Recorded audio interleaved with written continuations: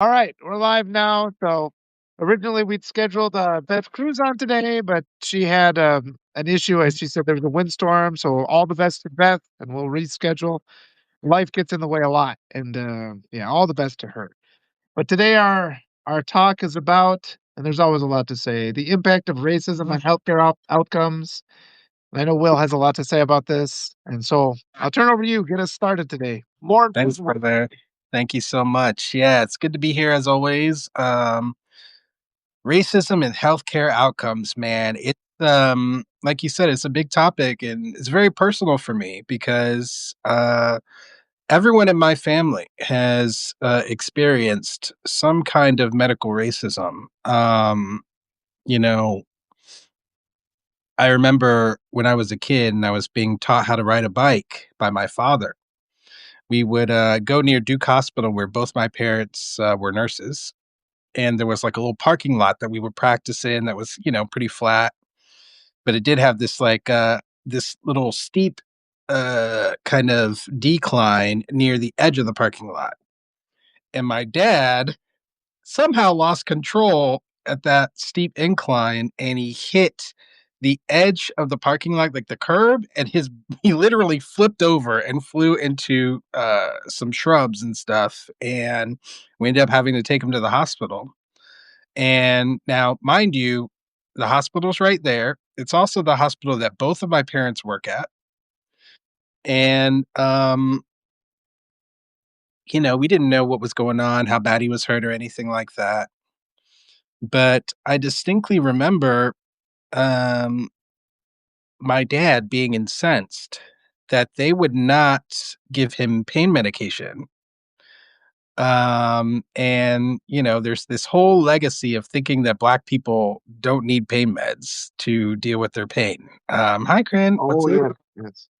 Yeah, and my dad experienced it there, despite the fact that he was an employee of the hospital. So that was just a wild experience to see him so upset, and experiencing that despite the fact that he's done great work for them for all these years. And the stories just continue to come up. For me personally, and this is always TMI when I share this story, but here we go, we're doing it. Um, yeah, so I woke up out of my sleep one day, which I never do. And so I was like, what's going on? Boom. Intense pain, biggest pain I ever felt in my whole life hits me at that moment of inquiry. And it turns out my testicle was suffocating.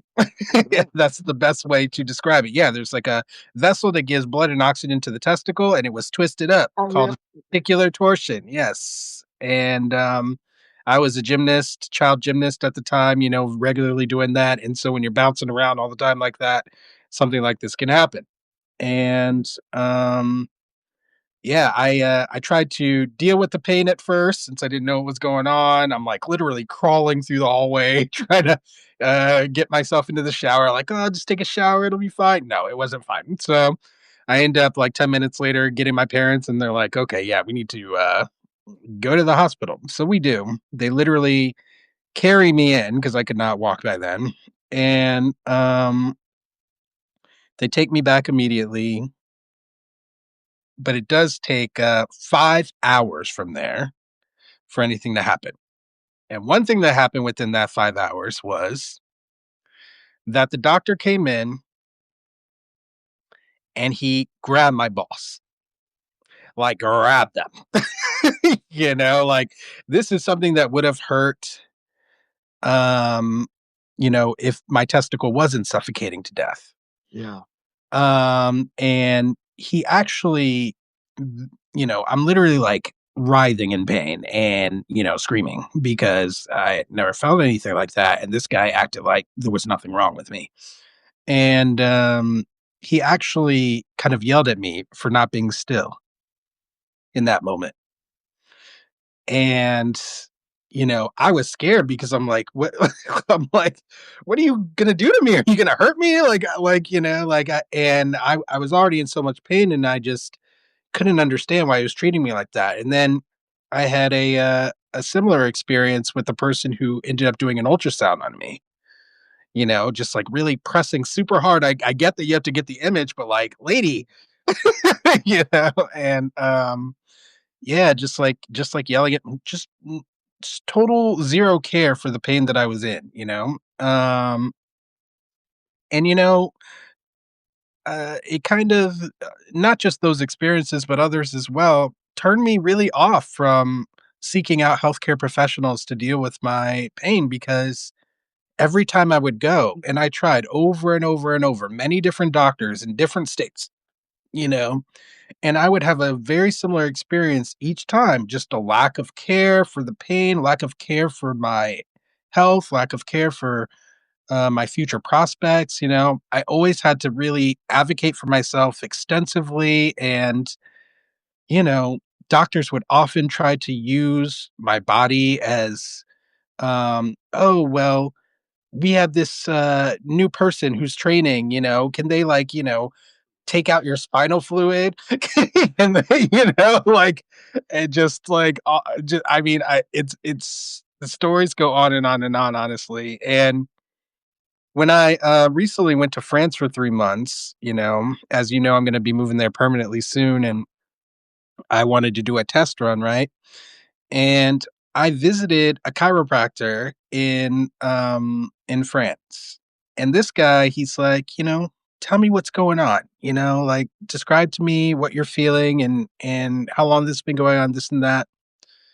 And I started talking to him and we talked for 20 minutes. First of all, that's the longest time that anyone has spent talking to me about my health at one time. Yeah.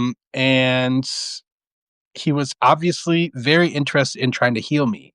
Just the way that he was communicating was made that very clear.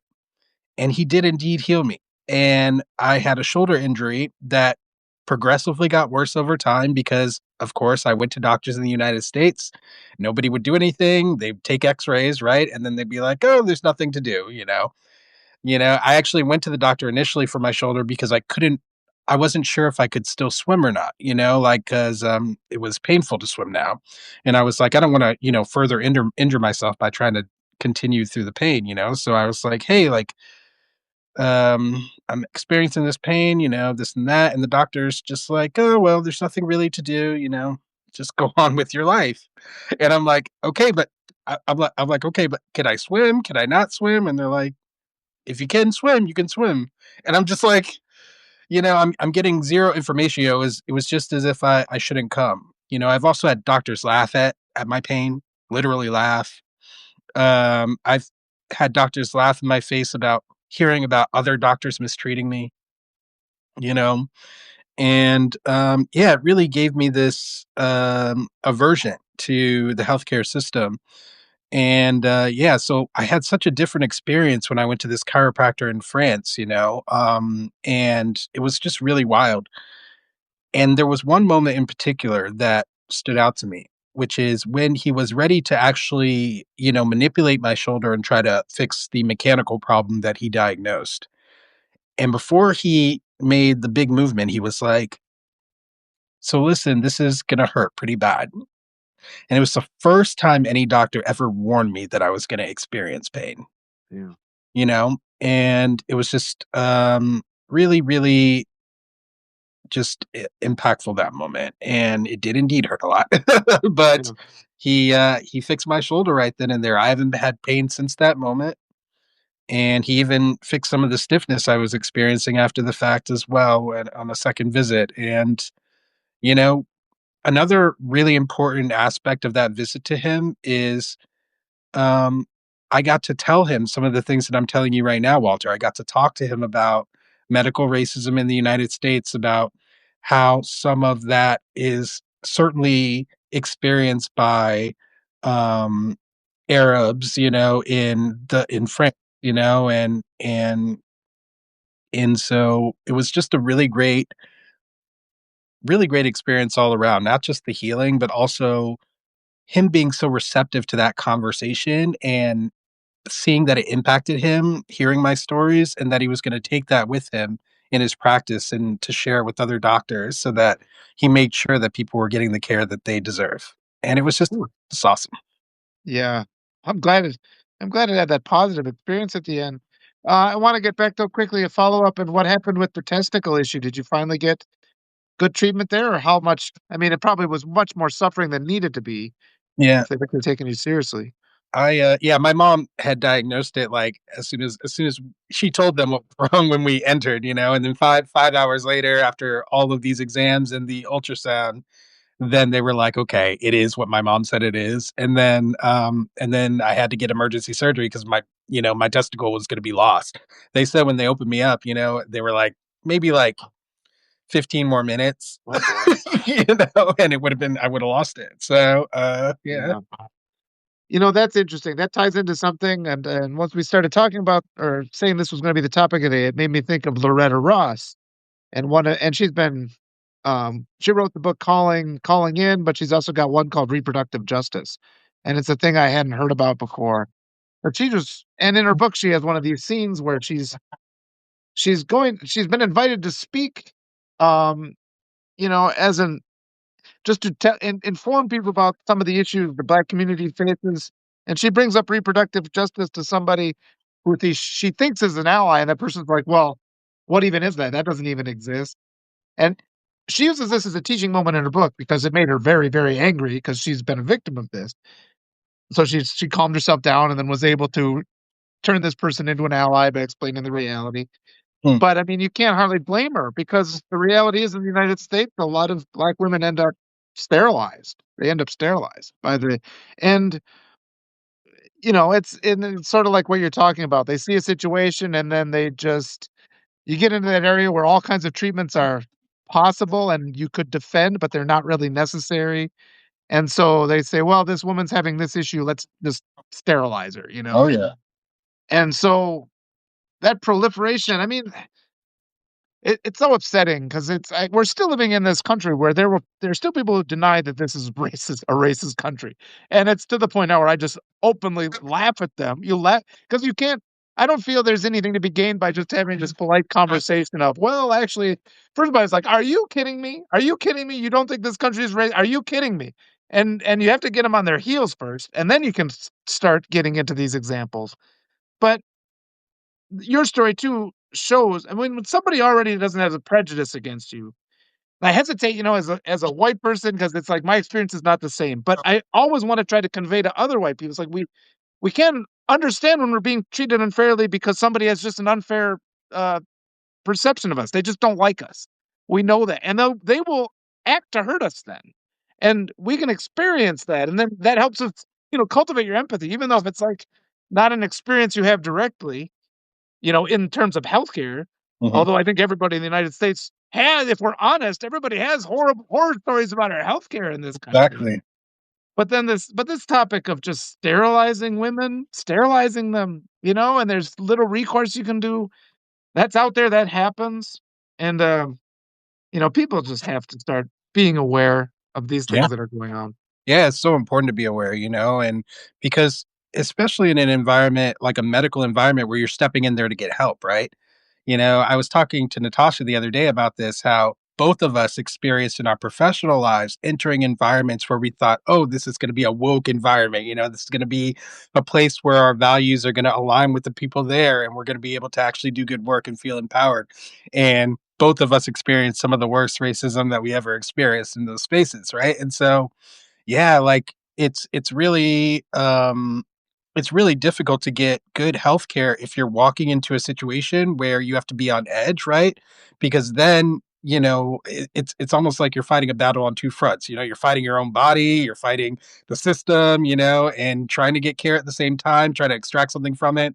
It's a very complicated and it makes a difficult situation even more stressful. And yeah, in terms of sterilization, there's a long history of Native American and Black women being sterilized, without their knowledge. And I would be remiss if I didn't bring up the situations that many people saw, the videos of the Black women, doubling over in pain in the hospital. One who was waiting there for hours before she was sent away, because apparently she wasn't dilated enough, and then she had her baby 8 minutes later after she was sent away in the car, and I've been following her story because there's all of these negative consequences that her and the baby are facing now as a result of going through that stressful experience at a critical time.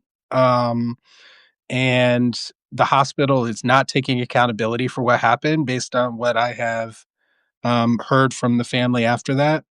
And yeah, they're in for a long battle now with this hospital. It's just it just goes on and on and on. And um, I don't know what the follow up with the other woman who was in the hospital, just like in a wheelchair, writhing in pain, while the woman is just click clacking on her keyboard, not paying her any mind, and the mother is just like, "You treat all your patients like this, or just the black ones?" Mhm.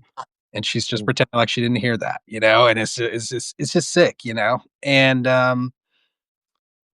the one other thing that I wanted to bring up is the so-called Tuskegee experiment.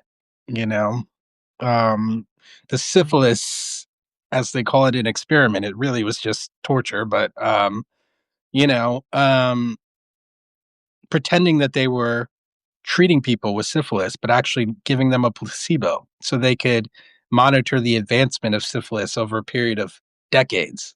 Um, and they indeed never, even after they shut the program down, told the men who they didn't actually treat that they never got the actual treatment. And as a result of that, um, dozens of these men died. And several of the partners also got syphilis as a result. Some of their children were born with syphilis as a result. And it just goes to show the generational damage that medical racism can accomplish. And also just one important point there is all of that was US government facilitated. So, I always tell people the US government is an enemy to anti-racism. It supports white supremacy. It always has. And that's something that people also need to be aware of. So, when people are like, "Oh, you seem like you have a chip on your shoulder, you're always looking over your shoulder, this and that." This is the reason why, because there's actual real threats to our life that can arise out of nowhere, and just literally just destroy us. So yeah. Do you think it'd be fair to say that that doctor who grabbed your testicles and he was delaying this kind of treatment? Do you think that was an example of him trying to create a situation where you become sterilized? Do you think that was part of his motivation? I honestly don't know. I think to me, and it's hard for me to say because I was like in so much pain, right? More pain than I ever been in. But my perception at that time was that he just didn't care one way or another. Like the lack of caring that was inherent in his action and his affect, in his voice, it was just like it was almost like a fast food worker on Mhm. like he I was a an inconvenience to him. That's what it seemed like. I wonder because a lot of racism seems to work like that, and just evil in general, like the hand in the sand, the denial that your actions can cause these pain. So rather than having to face it himself, he's like, "I'm deliberately trying to sterilize this young man." Then he's like, that's what he's like. Maybe Well, it's then in he's there. thinking about himself. Yeah, I mean, I have no idea. I can't really get into the mind of these people because I don't understand it. It's just not who I am. It's so far away from my values that I can't even hypothesize on it. Well, that's interesting. That comes up a lot because I actually do try to understand it because like I said, I grew up in this rural place, and there's just that hostility, indoctrination I had to go through, and so it's useful to me to sometimes, 'cause I think I've been kind of pushed down that road quite a bit to a large extent, and just trying to figure it out helps me, I think, try to unravel it in other people when I can find it. But I mean, we have that larger scale. I mean, so many people come out of the woodwork. I w- I wrote my article the other day about James Carville and his attacks on Jasmine Crockett, and I think his attacks were racist. I think they were racist, my opinion. And somebody comes out instantly in my comments. He's like, "Well, now, is it going to be like this, where any criticism of Crockett is considered racism?" So instantly, there's a pivot of this narrative, and it's supposed to shut me up. And I'm like, "Look, buddy, I'm not saying any criticism. I have one specific criticism I'm talking about here." And this guy who's made this comment, he says, "Well, I didn't read what Carville said." Of course So, not. Of so he course not. started right with that, and I'm just like, "Buddy, that's disrespectful, that's inappropriate." And then he's like, "Well, now you're engaging in personal attacks against me." I'm like, "No, I'm engaging in any criticism. So any criticism of you." But it's just like the way these things get flip flop, flip flop, flip flop, and just untangling those minds. I don't know. I see what you're saying, and I've been this. I don't think this is an area of disagreement. I think this is an area of what you're saying is really interesting when you say I can't get into their mindset or their headspace, and I can't speculate because it is dangerous for us to make speculations. But I think also with me, it's not really speculation because I was Yeah, because indoctrinated to you're closer to it, brother. Yeah, your life experience is closer to it. So I think, yeah, we approach it differently because of that way. I'm approaching it the only way I can, right? Which is like from the vantage point of like I've always had solid values since childhood. I've lived those values. I share those values openly and I live them openly. And so what I can do is I can show people another path, right? I can show people another way to live, another way to think, another way to be. But for you, who kind of was brought up in that kind of white supremacist indoctrinated environment, I do think it's a good technique for you to kind of maybe not necessarily directly get into people's head, but like use your own experience of indoctrination to kind of make a relationship with people. And that way you can start from a point that's more, I think, resonant with those people who have grown up in that same environment. For me, I can't really do that. So yeah, I think that's one of the reasons I really like talking to you about this because of our different vantage points, and I've learned a lot from you and what you've told me about your upbringing. So, yeah, I appreciate you sharing all that with me, and I look forward to continue learning more. Oh, thanks. And I want to thank you in turn because one of the main things that you said that has been such a underlying thing in this last year was just giving me permission to recognize that I too have been the victim of this white supremacy. Because it's always been tempting to just like, well, that's not really on me, but it does affect everybody. And I think too, one of the first things I think anybody who's really sincere about becoming more of an anti-racism activist, not just talking the talk, but actually walking the walk. And I know for me, it starts with just that first article of explaining white privilege to other white people, which sometimes I can, get through to people who are less likely to dismiss me. And actually, that's like Loretta Ross. My article on it is what appears in her book, and she did me that great honor where she went back to it a couple times. And the argument I made about it was, you might not have robbed the bank, but you are the one who spent the money. And that was just like, this is the entry point into what white privilege is that kind of helps people and resonates a little bit more. But That yeah, is I really guess a lot of my work is just how do we extract a good person? My wife, how do we extract a good person from a person who comes up to a child who's writhing in pain and grabs him by the testicles? How do we how do we get through? Is there something worth saving in a person like that? My wife has always said since the beginning that I give people too many second chances. She's and I've learned a lot yeah, from her that sometimes you do have to just shut the door on people, and she's right to do that too. So, 100%. And I just wrote about this, Walter, to my patrons actually. And I tried to express to them my future work and what I'm trying to do. And you know what I wrote is so actually let me pull it up because it might be worth it just to yeah. actually um yeah, because you were talking about second chances and that really triggered my memory here. So yeah, here it is. So many people are under the false impression that the work I'm doing is about convincing people. It isn't. I have no interest in trying to convince people to abandon white supremacy. I have an interest in giving people one chance to do so. That one chance is more than most Americans ever have had. And I believe it is all that they need to cripple the system of white supremacy. With your continued support and the support of people from around the world, offering everyone one chance can become a reality. And I said one chance because that's all you get. Okay. You get one chance to decide whether you value life. You get one chance to decide whether you value truth.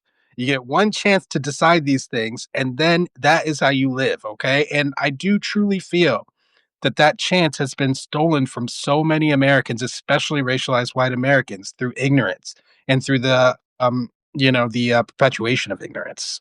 Yeah. I keep finding too, it's just this mechanism that keeps us from recognizing the obvious. There's all these, oft repeated phrases, and people divert to that. And so, so you actually get through to somebody on one aspect and then they turn to the other side and they're like, well, that thing you just turned to is also a lie. And it's like, how could it possibly be that all these different things that we've been trained to believe are all just lies? It's like, well, I don't, it's bad. It's bad. They've been working on this for hundreds of So years. long, They've yeah. been building it. But then it becomes so people like, they think it's impossible that this level of brainwashing exists. But But I see, guess that sometimes you that can break gives me through. Walter, it gives me hope that they think it's impossible because that means it's unacceptable to them. Like the back end of that is that it's unacceptable to them.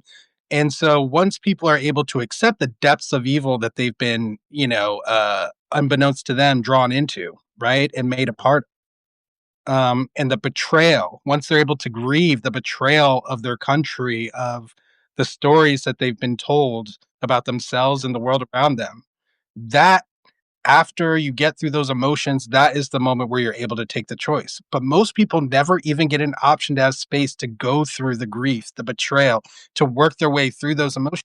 Literally no space, almost none, where that is allowed to happen. So yeah, that's the nature of my work, is creating that space. I really believe that that's all that's necessary, and that is why the government is doing so much in its power to make sure that space never materialize, going so far as to write laws to make sure that it doesn't materialize.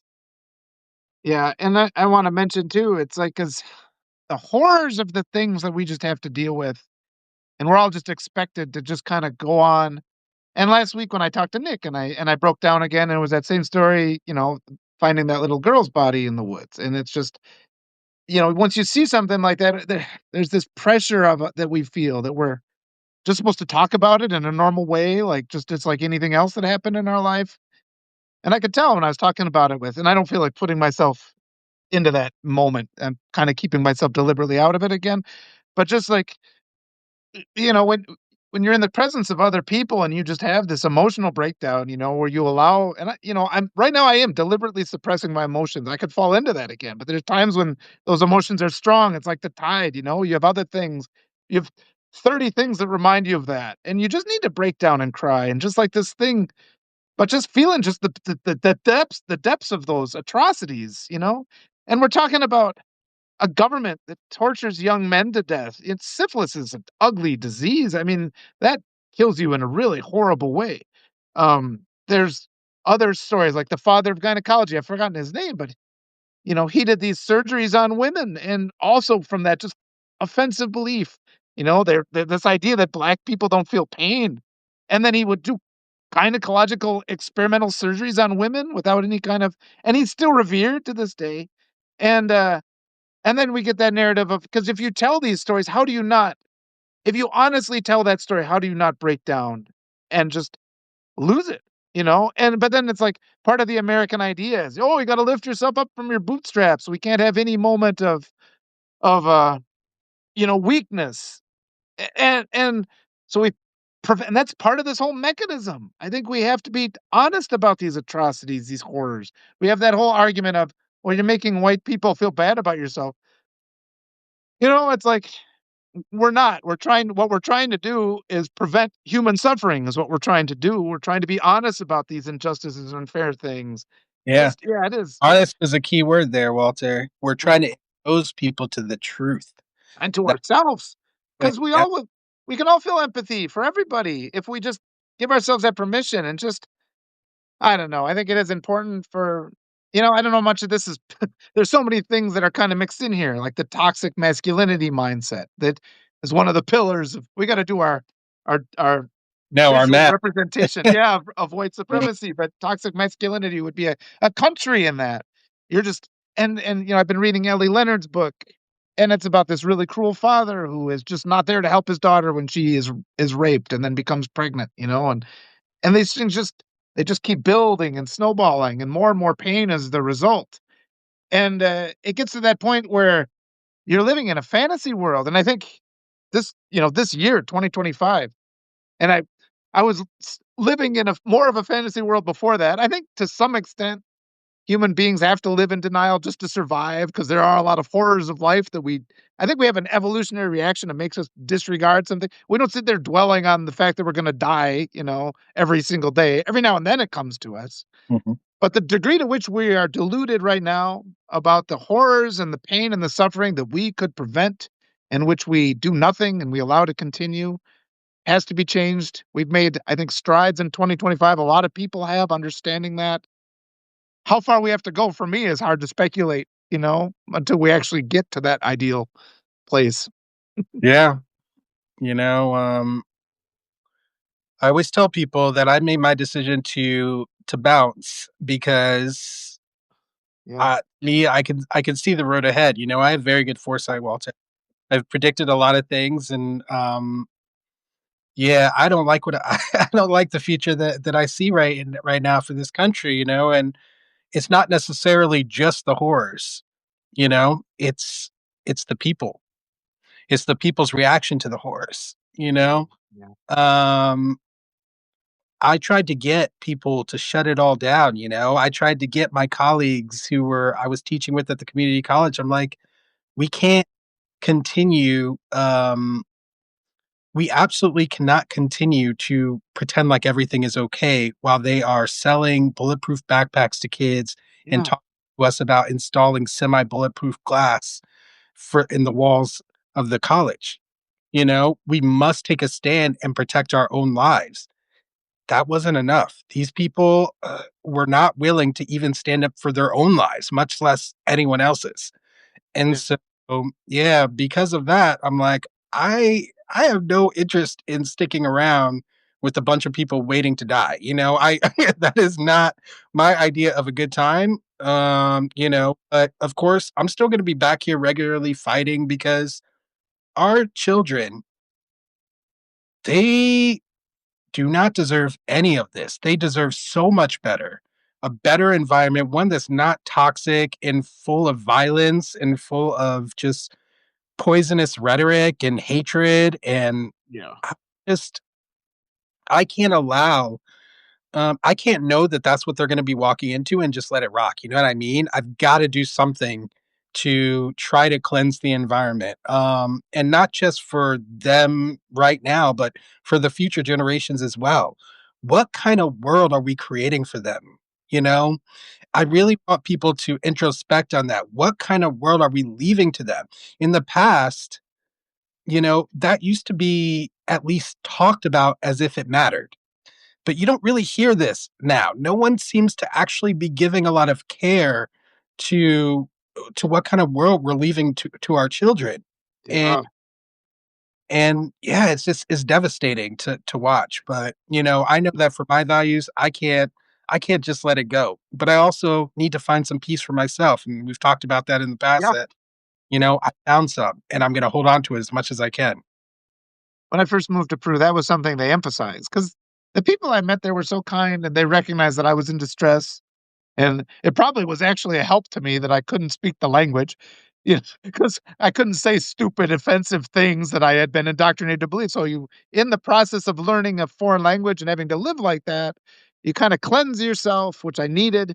I didn't know I needed that. I left not knowing why I had to run away. Um, but I was thinking too. I mean, like consider what we're up against. We got people that they refuse to get vaccinated. During COVID, they didn't get vaccinated. They refused to wear masks. Even getting COVID and dying, they were happily going to their death saying, "Well, I stuck it to the libs." And it's just like, it's insane. And I like, that's what we're up against. And Yeah, I think insanity. about yeah, and, it's like, how do we break through to that? And, part of it is we definitely it's our children, we have to protect our children, but the United States is happy to sacrifice its children. I did the numbers, not to, I've forgotten the numbers now, but a lot more children die than people in the U.S. military every year. A lot more children are getting shot, in these school shootings than the total number of people in the military. And so I was saying, it's like, well, maybe we should start thanking children for their service because they're doing it involuntarily. They're protecting the Second Amendment by getting murdered, and I mean that level of cruelty is insane. And Exactly. It's insane that cruelty. That is exactly right. It's disgusting. We've got kids who are involved in multiple school shootings at this point. yeah, Multiple kids involved in multiple school shootings. In a country of over 300 million, almost 350 million, that's insane. And unfortunately, we're still standing by. We're still talking about thoughts and prayers. It's just the level of evil that it takes to get to this point is something that everyone um I yeah, think I mean, it's not being talked about. If it gets talked about, it's because I bring it up. It's because you bring it up, you know? Like, it is something that people are hoping is just gonna fade away and will yeah, return to yesteryear. That is never gonna happen, ever, guys. yeah. Well, that's like, and just the ways that we are conditioned to not talk about it. Because I sent out my Christmas letter, and I just said in my Christmas letter, I was like, friends, it's like, I feel like a hypocrite if I'm just sitting here saying everything is great. The U.S. government is engaged in ethnic cleansing right now. It's fucking ethnic cleansing. And it's like, maybe you think you're a good person if you go spend 5 minutes at the free turkey feed at your church, but you're living in a country, that is murdering people right now. And and also even as I write this, I feel pressure not to say this. We're just supposed to pretend. And maybe that's something, that pillar, that delusion, that self-delusion of just pretending it's not happening. I mean, you see that come up again. I'm gonna have to explore that more. But I Yeah, mean, man. getting back, go ahead. No, I was just saying, I mean, yeah, you gotta explore that, like, what's coming up, because for me, that does nothing comes up like that, you know? It Okay. does nothing comes up like that for me, I don't feel any pressure not to say anything at this point, but it took me a long time to get here, Walter. This is not something that was like I did feel that pressure, okay? And I got that pressure directly from people. I've literally been shushed, actually shushed, from people. So, yeah, no, I think that you're just on a journey, right? Like of kind of releasing yourself from the bonds that have been the change, and like holding you back all this time. And you've done so well, man. I've watched your growth. I've been Thank you. watching. You're incredible. Well, I wanna just thank you. That's really nice. But I wanna figure out too, how do we dismantle that mechanism of pressure? Because people feel it, they feel it from somewhere. So something is creating it. And how to make that, but I mean, yeah, this year too, it's like every single time I go to a basketball tournament, and I'm just like, somebody comes up to talk to me, and I'm like, "Yeah, I have to be here because my family's an immigrant family, and I don't want them to be abducted." And, I I'll just have these, and that they've actually always turned into very good conversations and productive conversations, but you can even tell, I mean, the people you're talking to, they're kinda glancing around like, "We shouldn't be saying this." And it's just, how do we dismantle that so that nobody feels it, I guess, is the thing. The Yeah, I mean, but Walter, don't don't push yourself all the way to that extreme, okay? People are gonna feel it. There are people who are going to embrace white supremacy to their dying day, like you said. Yeah, There yeah. are people on their deathbed who are with a black surgeon who could save them, and they say, "I'd rather die." These people exist. They're gonna continue to exist for now, and we can't think that we can change everyone, and we don't need to change everyone, and we don't need to open the door for everyone in order to create a better world. So don't make it this gigantic mountaintop that we have to scale. Like, it's not as crazy as you think, and we can make significant progress with a small impact, or a seemingly small impact. And if you look at revolutionary and justice movements throughout history, you'll see that that is also the case. From the civil rights movement all the way down, these movements were not necessarily super popular, but there was a critical mass of people who were like, no, who decided, oh, I'm not going to stand for this, and I'm going to take action to make sure that I create something different. That's all we need, is a critical mass. And I just think that most people have not dedicated their time in order to create that critical mass. That's what I'm giving my life for. Yes. Oh, and And I think getting spinning back to our idea of this, the consequences of healthcare outcomes, we're going to see it in 2026 because all those, the insurance is about to be unfunded. All the hospitals are going away. I think we're going to see, I think we're going to see it just a terrible loss of life in the next year based on Right? this incompetence. And I just as somebody who struggled with my health my whole life, I was born a preemie. I was born 3 pounds, like a little frog in my dad's hand. I was in the incubator for 6 weeks when I was born. And I've had, health issues throughout the course of my life. Now I'm healthier than I've ever been, right? But to get to this point, I'm lucky. I was very lucky to get to this point. Now we've got people talking about dropping their insurance because they can no longer afford it. And what happens when their kids get sick? What happens when they get sick? Yep. You know, and what happens now that we're no longer interested in actually dealing with public health crises, right? We've got someone in charge of health and Department of Health and Human Services who like could care less about human Yeah. life, obviously. And Yeah. so it's just, yeah, we're in for it, guys. We are really in for it health wise. And I just and with the dehumanization also that's going on, especially black women, Yeah. I mean, black women need so much protection right now. And we've got to find a network of doctors, of health professionals that they can use and see who they know are safe. It's so important because most health professionals out there are probably not safe for them. And I don't say that lightly. I say most. Yeah. Uh, and I don't even think it's on purpose. I'll give one more story. I have AFib, atrial fibrillation, my heart. And the doctor is the doctor where he's a doctor at a hospital where my mother works. My mother referred me to this cardiologist. We did a stress test where you get on the treadmill and they kind of increase the incline and the Yep. speed, over time, and then they kind of monitor your heart and see what's going on. And I was waiting for the results of that. So I get a call from the doctor and he's like, okay, well, your stress test came back normal. So everything's good. Now, when he said that, I'm like, I'm still experiencing AFib situations every day, every single day. Yeah. And so I'm like, what do you mean? I'm like, what do you mean everything's good? Like, and he didn't even try to understand what I was actually like him asking me or like finding out what I've been experiencing in between the time, it didn't even come up to him, and I had to bring it up myself and be like, hey, everything's not cool. Yeah. Like this is happening to me on a daily basis. Everything is not good. And he was just like, what? And I'm like, yeah, like, what are you talking about? I'm glad that test went fine, but no, and Well, then do another test. Yeah, that's not the to one. his credit, he did figure out what was going on. We made changes, everything went good, so he did his job. But I had to get him to do his job.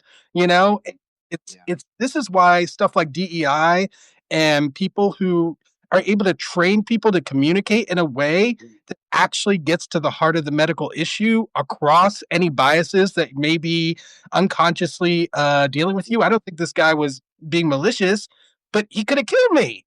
You know what I mean? Yeah. So Yeah, we kinda touched on that before, but that indifference is how they hide it, and how that's the essence of, "Don't say things that make me feel bad about myself." It's like, "Your actions are killing people. It's no longer about you. It's about stopping those actions that are killing people. We can't tolerate those actions." Um, and I mean, there's so many things that are stacked. Somebody in the comments mentioned, we've got this for-profit healthcare system, and everybody knows it's turning into fast food healthcare. All we have to do, the only thing they're interested in is getting us checked in, getting us signed that we're gonna pay for the rest of our life, and then getting us out the door. Our survival is never even part of the consideration anymore. right. And I've had experiences too, when I was in Peru, I was a young man, I just didn't have healthcare for 10 years. I was actually just reckless. I didn't understand, what I was putting I was just making dumb choices. But even down there, you could find just a doctor. A guy could make the choice if he could afford it. Oh, I'm going to go train to be a doctor. He's a doctor. He could just start up his little practice. And I went and talked to guys like this. If I felt bad, I sat down with these friendly, kind of grandfatherly guys who would make sure I was okay. That happened more often than not. It's not possible in the United States. Everything is so controlled. You couldn't just I don't know if you could go train abroad and come here and then I'm just going to start up a doctor's practice in this small town. Could you even do that? I don't think you could. I think I think there are these forces where you have no protections. Like an independent person to create a business like that is not protected by the government.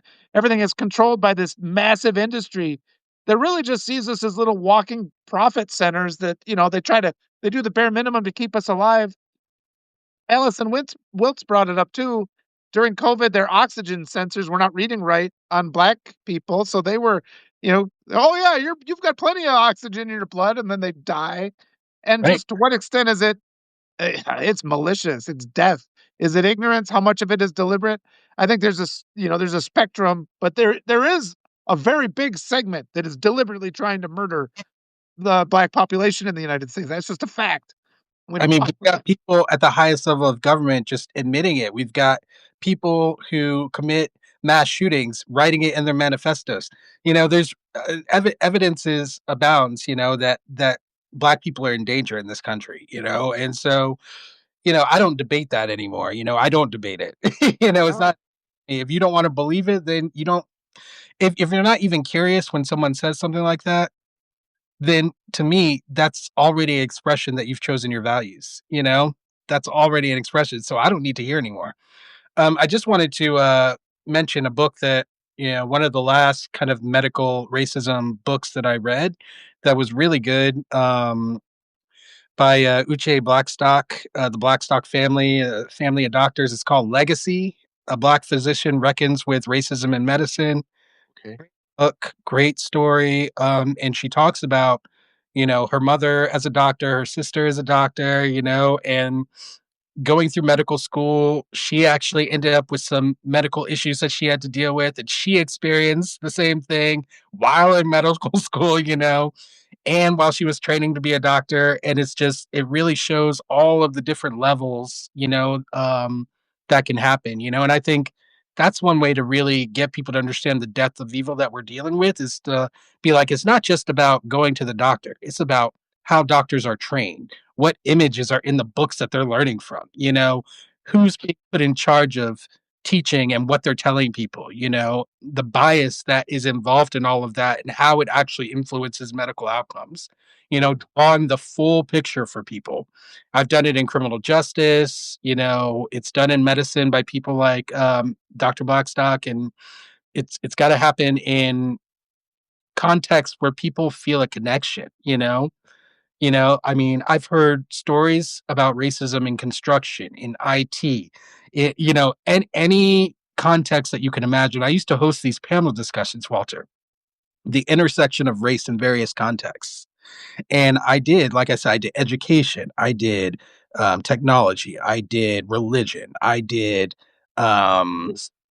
medicine. I did all of these different ones. And I used to get people who worked in these various contexts and talk about what the intersection of race and those contexts meant to them, and the stories that would come out, Walter.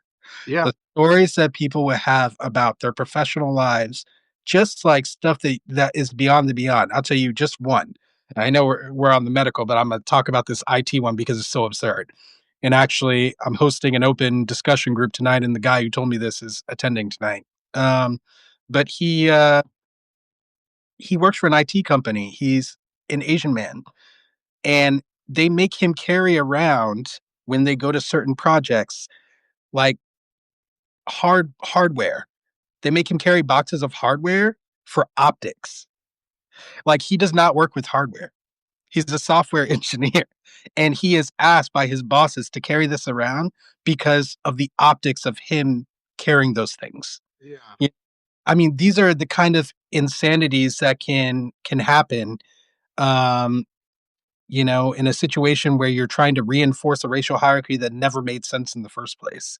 Yeah. And of course, in the medical scenario, what does that result in? It results in people having chronic pain, having chronic illnesses that never get addressed. And ultimately, it leads to people's death.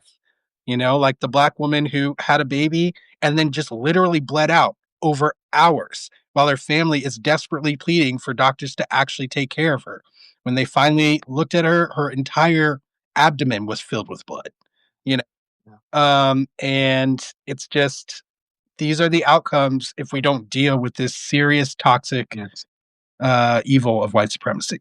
Yeah. And Natasha K mentioned that she almost died because of the healthcare professionals who didn't want to listen. So I'm glad that Natasha got through that. That's just awful. I just these stories, it's just so offensive. And one of the things I want to mention too is just our gatekeeper system. And one of the things, I mean, we have this mechanism in a lot of levels where it's like they don't let anybody through who hasn't manifested like the cruelty of white supremacy. Um, when you're talking with Bob Dana, he comes over, his family as an Italian, immigrants. They're treated as an other and the same thing happened with the Irish and everybody who comes assimilate to the hatred of the United States, right? And so then they do accept you. So, and this is something that I found myself up against where there's gatekeeper moments where they're only going to let you through if you're willing to demonstrate cruelty, and it doesn't matter what color you are as long as you demonstrate that cruelty. Because we've seen, white supremacist black people who think that they can rise up in this cruel system. And I think that's the part I've had an experience I had, when I was teaching, and they were just like, "Oh no, I have an alarm going off. I hope that doesn't disrupt you." All right, all My right. my room is a mess here. But in teaching, I was like this cooperative method. I don't like being the authoritarian who tells my kids what to do. We have nice conversations. And they scream at me. It's like, "Oh, Walter, you're being too easy on them. They're going to act up in other class." I'm like, "They're not evil little monsters. I'm just treating them like human beings." And so I got marked down, in my evaluations, I got marked down because this one girl, she's like, "Well, she's sitting there doodling, and I'm just like, she got 100 on her test. If she wants to sit there and doodle, that's fine with me. But because you're not willing to maintain that, Authoritarian. the gatekeepers won't let you through if you don't demonstrate evil. And I think maybe that's a big thing because that's in all industries. That's assimilate to American culture, you know, just accept that evil is okay. That's the only way to move forward. Accept that, cutthroat capitalism is acceptable because that's what the society is built on. If you don't Yeah. believe in that, you're a socialist, you're a communist, you're a traitor to this country. Love it or leave it, this country, and it's like we're not allowed to talk about all these just mechanisms where every good person has to step through this gauntlet of cruelty and prove themselves to be cruel before they can advance in this culture. And then And we if can, you're not and then we're cruel not allowed to enough, talk about it. Go ahead. if you're not cruel enough, that's a dark mark on your record. And you're prevented. You're prevented from going forward. And I know that it took me forever. I was taking a semester of college and I had to take a semester off. And I mean, it's hard because I'm an extremely empathetic person, and I care for things, and it's really hard for me.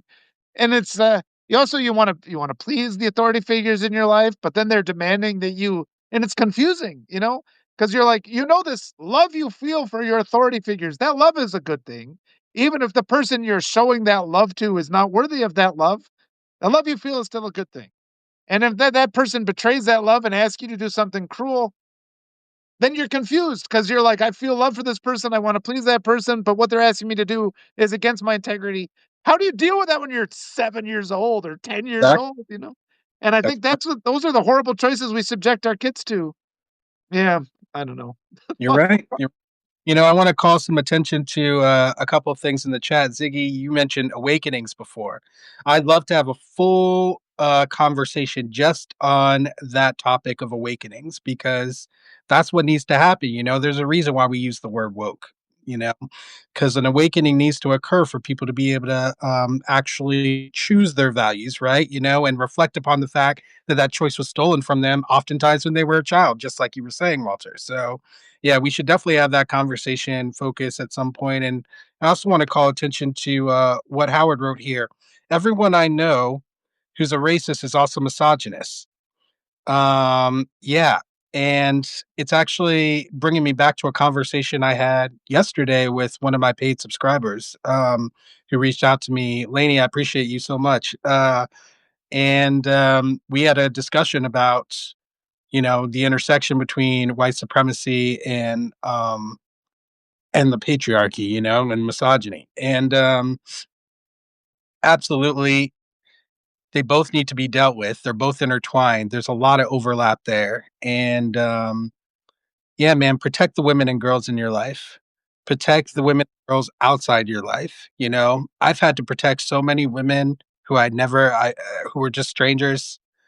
In New York City, I've had to step in and stop men from abusing women multiple times, and it's just, it's up to us men to deal with other men, and to make sure that other men end up valuing human life. And it's all part and parcel, right? And valuing human life. And so it goes back to white supremacy. It's all related, guys. So, and it's all a values discussion. Ultimately, the foundation of all of this is values. Once you solidify a value of human life, you will not be racist. You will not be misogynist. It will be contrary to the values that you already decided for yourself. So these actions, the words, if they do arise, you'll recognize it right away and you'll make amends. You'll stop. But oftentimes they won't arise at all because you've already decided that they won't. And that's where we need to get people. Luke made a good comment here, and he says, "In my humble opinion, love is not something that anyone can be worthy of receiving." I think that's true. Love is something we have to be worthy of giving. The receiving part is not under our control. I think that's true. But I meant to. I don't ever want to feel embarrassed for loving somebody who turned out not to be a good person. That's what I mean. I think if I gave somebody the opportunity, I think that's like the maternal instinct. Actually, you face the world with love. Some people are going to abuse it, but that doesn't mean I should stop giving love. I think the love is important. And it doesn't mean that you made a mistake giving love in the first place, like ultimately it's I agree with what Luke said, like Yeah, I do we too. can't we can't we can't control what other people do. Okay, like I think there's this idea that somehow, and that's why I wrote what I wrote about. I'm not convincing people. I can't convince anyone. All right, like I can't control what people think, and nor do I want to. Okay, I believe in freedom as a value as well. Freedom of thought, freedom of being, freedom of action. I want people to be free, but I want people to be free in reality. Okay, not imagining that they're free, not imagining that they know the world around them, not creating some kind of false reality for themselves, walking through doing damage every step of the way. So yeah.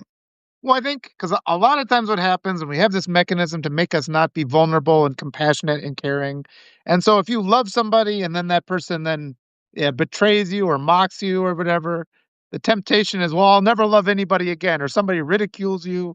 And I think that's one of this mechanisms because it's that control mechanism. You can't control how people are going to respond. And this is something I've learned as a parent. It's like I have to do my best to raise my kids, but how they respond or go with that. It's like I can't control them. I can't force them to behave the way I want them to behave. All I can do is and just like that, being willing to relinquish control and But just not having fear of that. And I think that's an essential part of what we're up against here. As yes, we look at the president, all he is terrified. He doesn't want to be laughed at, right? So he will never show kindness to anybody on the chance that somebody he shows kindness to is then like, ha ha, you're a fool. And and he's learned that over many years. and he just doesn't have any functional relationships like that. So I'm happy to be kind, be nice, spontaneous acts of kindness, even if they're not appreciated. Not because I don't care how it makes me look, because my impulse was pure. And I think it's that fear element, that control, that faulty illusion of control that all these bad people try to desperately cling to and create. That's a source of a lot of suffering. So What's so ironic, Walter, is that when you actually live that way, when you stand for your values in any scenario, regardless of how people are going to react, this or that, the funny part about the ironic part about it is that it does give you control. Like yeah, what ends up happening is that people realize that they can't move you, and that forces them to reflect, which yeah, oftentimes people are never forced to do that because people are always reacting to them. React, react, react, just like Democrats. and yeah. when people are not getting a reaction out of you, it forces them to reflect. It forces it on them, and then they really have no their normal lashing out, their normal ideological behaviors that are kind of ingrained. They're just completely disarmed, and it forces them to look at something differently.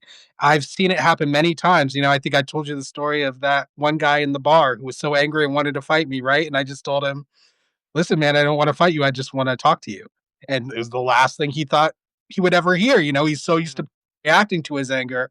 I didn't react. I stood my ground with Yeah. my not going to be violent. I'm somebody who communicates and who loves, and that's what I'm just trying to do here. And he was just not ready for that, but it completely disarmed him. And we end up having a wonderful exchange after that, something that probably most people could never envision. Did I control him? I don't think that that is an accurate way of describing what happened, but did I stood for my values, and the point is, like, the outcome was something that was outside of the dynamic that he tried to create by bringing in his indoctrination because I stood firm on my values. And ultimately that's what people have to learn to do, and it's scary, and it can be, it takes courage, but ultimately the more you do it, the easier it gets. And you ultimately find that you feel more empowered and than when you thought that you could change people's minds. And Luke made a great comment. He says, "If you live with the fear of embarrassment from being taken for a fool, that's gonna be a stressful way to live." And Oh, it's true. It's like, and you didn't control the situation, but you prevented them from controlling you, from forcing you to do something against your integrity because you're afraid, of being embarrassed or whatever. It's that like I know it is. Having my kids and just being able to be around them and just my expressions of love for my kids. You see parents who are unwilling to do that for fear of being embarrassed by their kids. And it's like if they, if I tell my kids I love them and they get mad at me for it, it's like that hasn't happened yet because 'cause we've been constantly sincere. But it's like people shouldn't for that fear stop themselves from doing something good for fear of what might happen. That's really what the F is, or some negative consequence for good behavior. yeah, It's just this mechanism too, because we get stuck within this we start to expect certain responses, right? So that's the control thing too, where it's like there's this dynamic where somebody pretends he wants to fight you, somebody else, "Okay, I'm gonna fight," and that's what they expect to see. And we're just so programmed with a different reality, and this is the benefit of travel, where and when I went to Peru, and it's just, like, mind-blowing, you're seeing people engage with each other in ways I've never seen modeled in the United States. I'm sure you saw that in France. mm, Talking to medical professionals abroad who aren't and even in here, they're always angry. Everybody's in a rush. Doctors don't like it here either. They're unable to do what they claim to do. We're all paying too much. Like literally everything about the system is bad. And the only thing that allows it to stay in place is because we've been conditioned. Well, the only thing that works is for profit. If we're not going for profit justifies everything. We fundamentally believe that. And then we're shushed when we try to challenge it. And you're you're right, there's a mountain ahead of us, but, it's like, ultimately, at some point, we should, find agreement in wanting to alleviate each other's suffering, particularly when you are suffering, and unfortunately, I think a lot of people are gonna be suffering very soon, and yeah. more, a lot more are. Self-loathing in this country, man, and so when you're Yeah, self-loathing, you embrace suffering to a certain extent, and misery does love company. So, there's those dynamics at play, but ultimately, when people are miserable, they don't want to be miserable. They don't wanna be miserable to a person, and if people are exposed to people who are not miserable, who are living their best lives, who are yeah, steady in their values, even in the face of this extreme evil and this regime that we're faced with, these mass murderers, these bigots, these evil, immoral, wicked people, and we're standing firm, that's all we need to do. That's all we need to do. It's literally the most that we can do. Um, it's both the least and the most, ironically. So, I encourage all of you to live your values in your social circle, not just live them, but even talk about them, communicate about them. mhm, I do it regularly, it's seed planting. It's yeah, seed yeah, and and just too, like, that mechanism, as long as I've been working on it, the mechanism in place that keeps us all in this state of denial that keeps us all feeling frustrated and disempowered from changing anything, that despair that so many people feel. I mean, it's just like, but then you keep turning and it's like, yes, there's more things here and here and here and all these different aspects that keep people so they're unable to act. And like you said, the little things. I mean, you should be able to have a pretty productive conversation with somebody about how healthcare costs too much and it's like we have to suffer too much and even exactly. if you don't get to the point of getting them to agree, "Oh, yeah, we need universal healthcare." But it's just like, let's just find community and just acknowledging these pains that can be avoided, the terror of our children having to go to school and face, shootings. That's And the just first step to demanding more. That's yeah, the first step to demanding more. yeah. Absolutely. And just when people start in with the "You're making me feel bad about myself," it's like, well, we have to stop these things. Maybe it's not me, maybe it's this system that's outside that's making us all feel bad about ourselves. But we'll make and we're understanding it a little bit more, and then progress should come after that, right? I hope. Yeah, man. You gotta start somewhere. This is where we're starting. Conversation, putting the pieces together, sharing our experiences with people. It may not seem like enough, but it is. All right. It is. And we have to accept that. You know, we we are not the side that uses violence. Correct, yeah. And violence is never going to be a winning methodology for us. It just isn't.